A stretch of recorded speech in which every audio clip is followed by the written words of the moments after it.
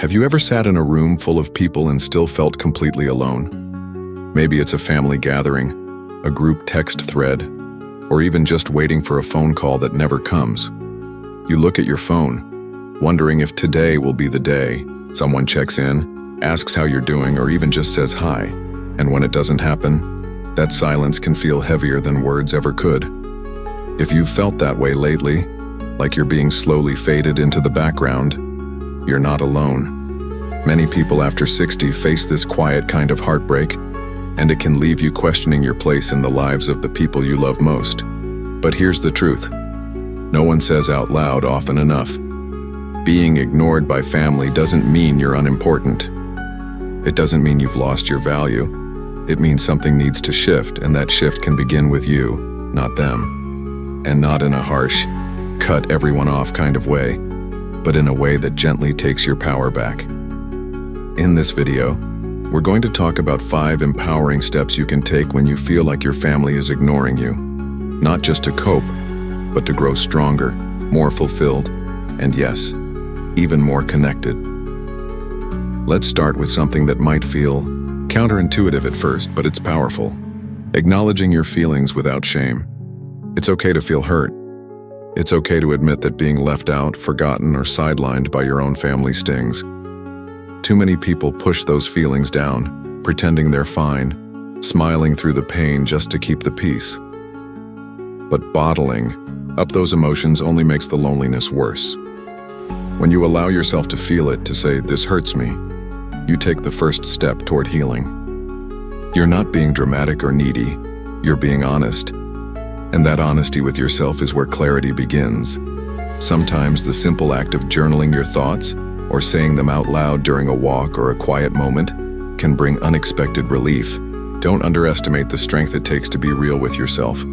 From there, the next step is just as important, reclaiming your identity outside of family roles. Think about how many years you've spent being someone's mother, father, grandmother, grandfather, aunt, uncle, sister, or brother. Those roles are beautiful, but they're only part of who you are. What about the parts of you that existed before all that? Your talents, your interests, your passions. Maybe you used to paint, write, dance, travel, or garden. Maybe you loved learning new things, meeting new people, or sharing stories. That person still lives inside you, and when family pulls away, whether by distance, distraction, or disconnection, it's a chance to rediscover that side of yourself. You are not just the space you take up in other people's lives. You are a full, vibrant, ever-evolving person with your own story still unfolding. And when you start showing up for yourself in that way, when you engage in the things that light you up, you begin to radiate something different, something grounded. And yes, people feel that energy. You stop chasing connection, and instead you attract it. Not just from family, but from friends, neighbors, community groups, sometimes even complete strangers. You begin to live for you again. Now that we've taken the time to sit with the feelings and explore who you are beyond your family role, let's move into something just as transformative. Let's talk about how to gently set boundaries and communicate your needs in a way that invites respect, not conflict. One of the most empowering things you can do when you're feeling ignored is to stop waiting for others to read your mind. As much as we'd like our family to just get it, the truth is, most people are caught up in their own lives. It's not always out of cruelty or neglect, it's often just distraction. But that doesn't make your feelings any less valid. So instead of stewing in silence, consider this. What would it feel like to calmly, kindly, and clearly express what you need? That doesn't mean sitting everyone down for a dramatic confrontation. It can be as simple as saying, "I'd really enjoy hearing from you once in a while. Even just a short call or message means a lot to me." Or, "I miss being part of your life. Is there a time we could catch up soon?" No guilt, no blame, just honest, loving communication. It might feel awkward at first, especially if you're not used to putting yourself first, but it's not selfish. It's self-respecting. When you express your needs clearly and without apology, you give others the opportunity to step up. And if they don't, that's useful information too. It helps you understand where you truly stand. And that clarity can be painful, but it can also be freeing.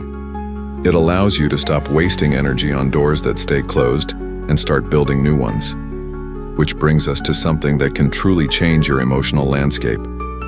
Building connection beyond your immediate family. Now I know this one can bring up some resistance. You might think, I just want my family, I don't need new people. And yes, of course, your family matters. But when they aren't present, you don't have to sit in silence.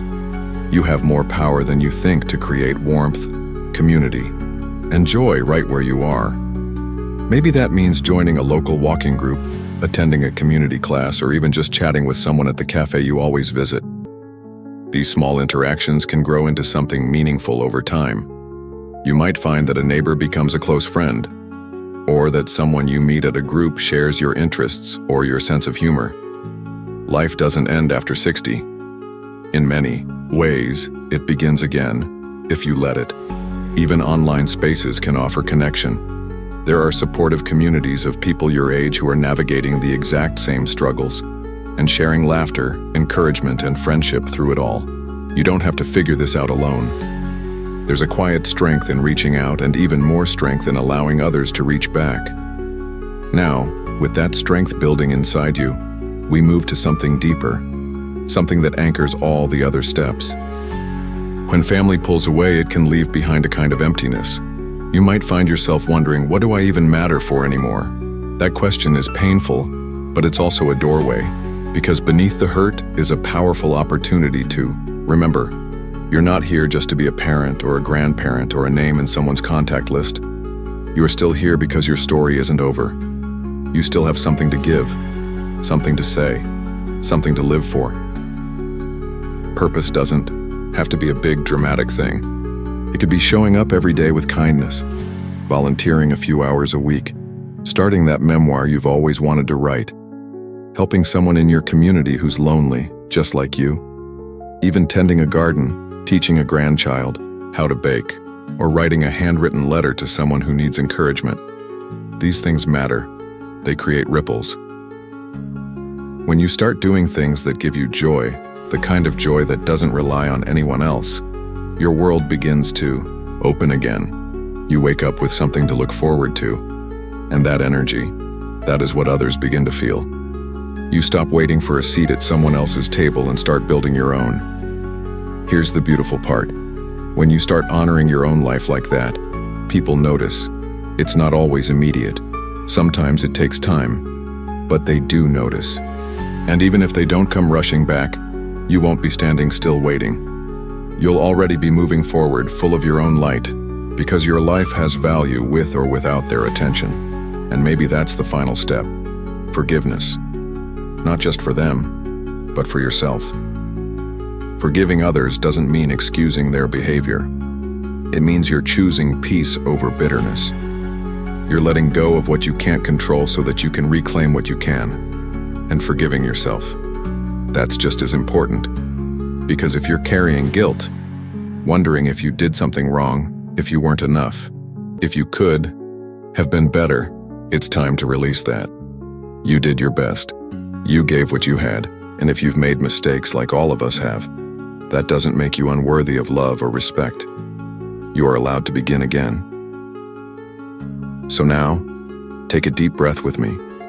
Right now, in this moment, you have the power to shift the direction of your days, not by forcing anything, but by choosing yourself again. That's not selfish. That's how healing begins.